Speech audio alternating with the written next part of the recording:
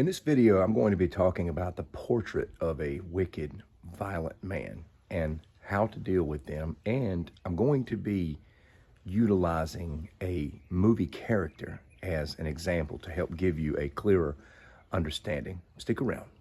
Thanks for joining, my friend. I hope you're doing well.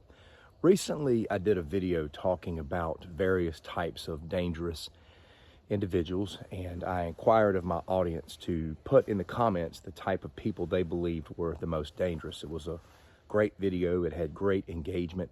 This video is a little bit different. From time to time, I will create content around movies that I believe provide us good examples in the areas of things that I talk about, and this video was inspired by a movie, and particularly a movie character, and that is Wild Bill from the movie The Green Mile. If you haven't seen that movie, you should. It's about 25 years old, and I will say it's full of pretty much everything.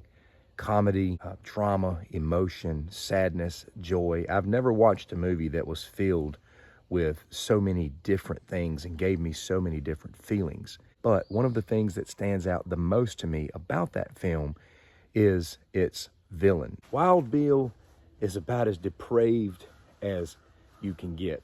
Out of all the movies I've ever watched, I don't know if I've ever seen a villain more depraved than Wild Bill. I mean, this guy can do extreme violence while laughing the whole time, literally, standing in front of you and urinating on your feet before you even know what's going on, spitting stuff at people, spontaneously violent, just sudden spontaneous outburst of rage, just an outright wicked character. And obviously he was detained and put on death row for a crime he committed. But the reality of all of this is that these people exist, and from time to time there are unlucky people who encounter them. Number one, they are void of any care or concern over moral repercussions. There are people out here that will act first and think later. There are people out here who are not thinking about the consequences. They will simply act. Your average normal person should be factoring in consequences when they're making a decision, but these people do not. Another characteristic of this kind of person is that they can very easily get into your head. In this movie, there was another villain. His name was Percy. He was a wicked security guard. He was a wicked man himself. But even he was scared of Wild Bill, and there were several occurrences where Wild Bill got into his head. I mean, this was a guy who we would consider extremely immoral, and I'm talking about Percy, but Wild Bill had the ability to get in his head, and Percy was terrified of him. Wild Bill did this through insult. He violated Percy physically in this movie by grabbing on him, if you know what I mean, when he walked past the jail cell and whispered all kinds of vile threats in his ears. There were just so many ways that he got in Percy's head and made him afraid. And he did this through his eye contact and his mannerisms. Both Percy and Wild Bill were dangerous characters for different reasons, but they showed you the perfect example between a dangerous personality and a very dangerous personality. And there are people out here who are crazy, and if you're not careful, they will get into your head and provoke fear and get you all discombobulated. Another characteristic of these people is they act fast, and they do violence very fast and very suddenly. They love the element of surprise, and 9 times out of 10, they get the jump on people. We see this throughout the film, and we see this in life. Another characteristic of these people is that they are constantly acting out in response to areas where they don't get their way. Multiple times in the film, we see Wild Bill doing something extreme to the security guards or in his prison cell as a result of being denied certain privileges. His expectation was that he would get what he wanted in spite of the way that he acted. And a person like this is very dangerous out in society. Lastly, I'll just say these people have no boundaries. There's no area of violence or violation, if you know what I mean, that they will not engage in. They don't regard any age.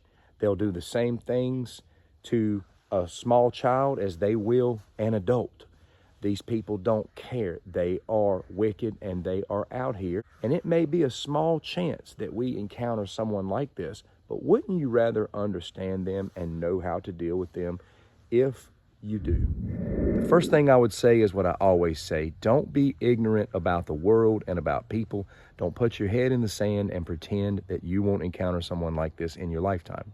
Simply knowing these people exist and having an awareness about yourself is going to put you miles ahead in the game, because the difference between these people and other types of people is that they can exist in any environment. They're not just going to exist where all the bad people are. They can exist anywhere.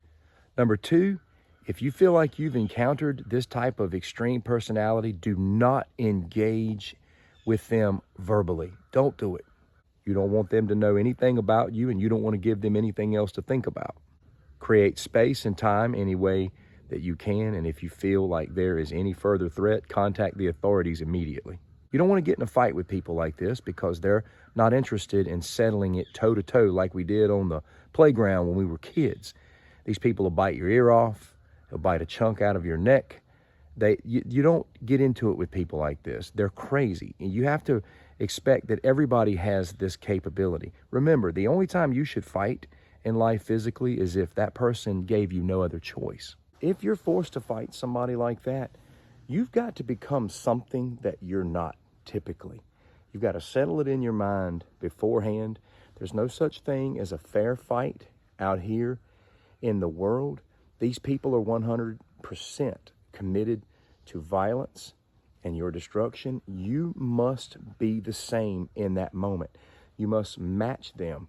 You may not be that type of person, but you got to be committed to that type of violence in order to survive certain situations from certain individuals.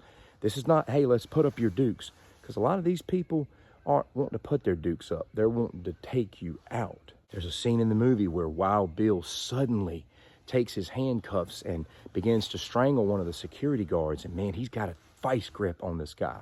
And nobody can get Wild Bill off of this guy. He's choking him to death. And some of the guards are standing around Percy, one of them, scared to death about getting involved in the fight. Well, one of the security guards they call Brutal, I believe that was his name. That was like a nickname. His name was Brutus. He comes out of nowhere without hesitation and takes his club and hits Wild Bill over the head in that moment. He was a nice guy, but he got violent in that moment, and he did what he had to do in that moment. He didn't have time to hesitate. He had to act, and he had to act with ferocity. Be careful who you allow into your life, into your circle, around your family and children especially. Be very careful and mindful of who is coming around. Now, I'm going to throw out a spoiler alert here. In this movie, there was a crime committed in the very beginning, and that crime got blamed on another man, and it was the murder of 2 young girls. You later find out in the movie that Wild Bill was the one who murdered those girls, and he had access to those 2 girls because their father had hired a kind of a ranch hand to help out around the house, around the farm, and it was Wild Bill. And Wild Bill was there the whole time working for this man and watching his daughters the whole time, and eventually he seized upon them. So be very vigilant about who you let around your family and around your children. Lastly, I would just say, know people that you're doing life with. Know people in general. Don't just be such a social butterfly that you're running around with anybody and everybody. And I'll just throw this in as a bonus. Man, you know, there are people out here that thinks that everybody's their friend. There are people out here, oh, that's my boy. Oh, yeah, that guy, that's my boy. They think everybody's their boy. They've got this big circle of people that they're doing life with. And the older I get, the more I realize that my circle's getting smaller. The circle of people that are there for me, the people that I trust, the people that I trust around my family, the people that I feel comfortable sharing aspects of my life with.